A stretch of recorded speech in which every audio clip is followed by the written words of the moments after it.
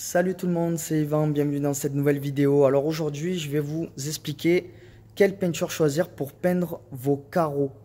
Donc voilà, du carrelage, vos carreaux de salle de bain, de cuisine, voilà, toutes ces choses-là.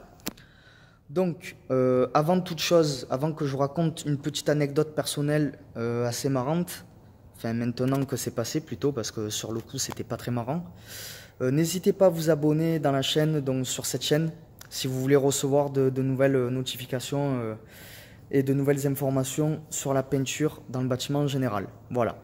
Donc ça c'est dit.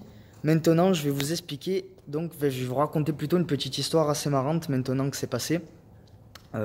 Étant apprenti, j'avais fait une petite bourde en ce qui concerne la peinture pour le carrelage. Voilà, c'était la toute première fois que j'appliquais ce genre de produit sur du carrelage.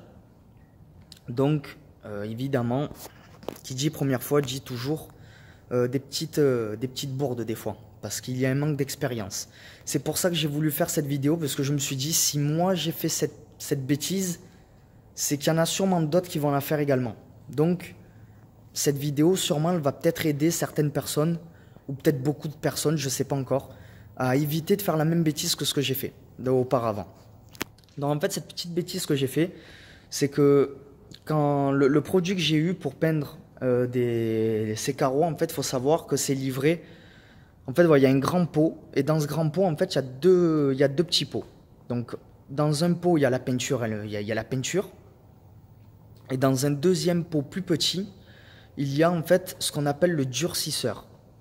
Et le grand pot, en fait, sert généralement vraiment de récipient. En fait, voilà, on s'en sert vraiment pour appliquer la peinture dedans avec le durcisseur, mélanger le tout et ensuite on s'en sert voilà, pour appliquer la peinture.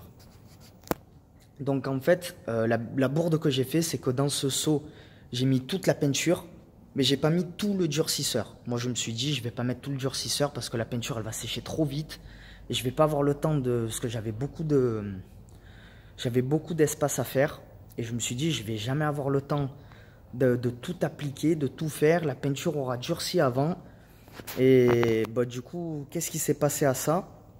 Bah, il s'est passé que la peinture en fait que j'ai appliquée sur les carreaux n'a jamais séché. Elle n'a jamais séché. Voilà, en fait il a fallu plus tard l'enlever, la retirer cette peinture, puisqu'elle ne séchait pas. Tout simplement parce que je n'ai pas mis assez de durcisseur. Donc la leçon que j'en ai tirée de cette erreur, c'est que je suis tout de suite allé voir du coup le fournisseur pour leur en parler, leur poser la question, mais du coup, qu'est-ce qui s'est passé?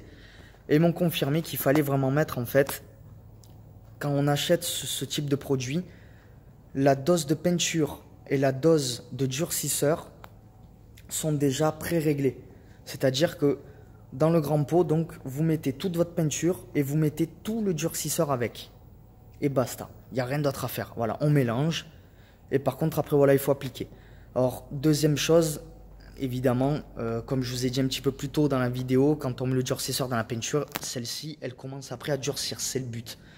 Donc, il faut se dépêcher en fait de l'appliquer quand même, il ne faut pas traîner dans le sens où je vais peindre un petit pan de mur et puis l'autre, je le ferai cet après-midi. Voilà, entre-temps, il s'est passé 3 heures, croyez-moi que votre peinture, elle sera blindée dedans. Dans le pot, voilà, elle sera dure comme du béton. Donc, il faut se dépêcher dans le sens où, voilà, si vous commencez à faire le mélange, vous peignez tout ce que vous avez à peindre sans vous arrêter. Il n'y a pas de pause, je vais manger entre temps, ou je ferai ça demain, ou cet après-midi, ou je laisse courir pour plus tard. Si vous le commencez, il faut le faire d'un trait. Donc c'est pour ça, voilà, réfléchissez bien avant de commencer à faire le mélange. Mais ne faites pas la même erreur que moi, du coup. Faites vraiment... mettez toute la peinture dans le récipient et tout le durcisseur avec. Voilà, au moins comme ça vous évitez de faire la même bourde que moi. Et dans ce cas là, vous allez avoir la peinture, donc une fois qu'elle va sécher, le but de cette peinture en fait c'est de devenir vraiment dur comme du béton. Puisque qui dit carreau dit souvent contact avec l'humidité. Voilà, ça peut être des carreaux, du carrelage en cuisine, ça peut être du carrelage au bord d'une baignoire ou d'une douche. Donc souvent voilà, ce sont des lieux qui sont exposés énormément à l'humidité. Donc la peinture a vraiment intérêt à accrocher, d'où le durcisseur. Voilà, donc c'était ma petite anecdote de la journée. Voilà, donc maintenant, voilà, j'ai deux petites questions à vous poser du coup. Donc n'hésitez pas à y répondre en commentaire.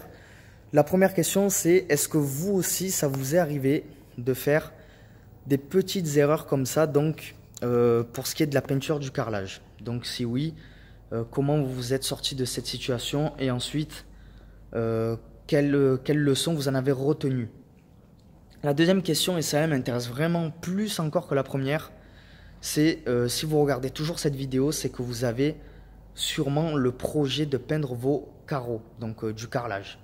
Donc si c'est le cas, ben, dites-moi vraiment de quelle couleur vous allez peindre votre carrelage, vos carreaux de salle de bain, de cuisine, peu importe. Voilà, ce qui m'intéresse, c'est vraiment de connaître la couleur dans laquelle vous allez les faire. Voilà. Donc ça, c'était mes deux petites questions. Donc là, maintenant, j'ai une dernière petite chose à vous dire. Donc ça, c'est plutôt pour vous offrir quelque chose. Ça serait en fait, voilà, si vous êtes encore intéressé pour faire des travaux de peinture chez vous, tout ça, ben, j'ai concocté une petite formation offerte pour vous. Donc elle est totalement gratuite, c'est moi qui l'ai faite.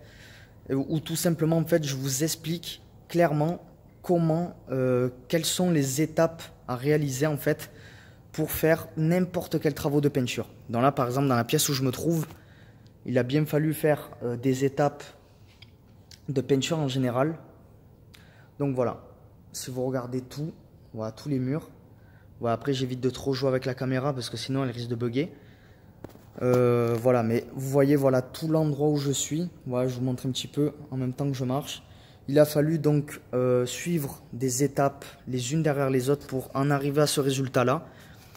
Donc voilà, dans cette formation, je vous explique vraiment tout de long en large en travers. Donc chacune des étapes, comment on l'a fait, en quoi ça consiste. Voilà, donc si vous êtes intéressé, cette formation-là se trouve juste en dessous de cette vidéo dans la description. Et dessus, il y a marqué formation offerte. Voilà, vous ne pouvez pas vous tromper. Voilà, donc cette vidéo maintenant se termine et puis je vous dis à la prochaine. Ciao, ciao.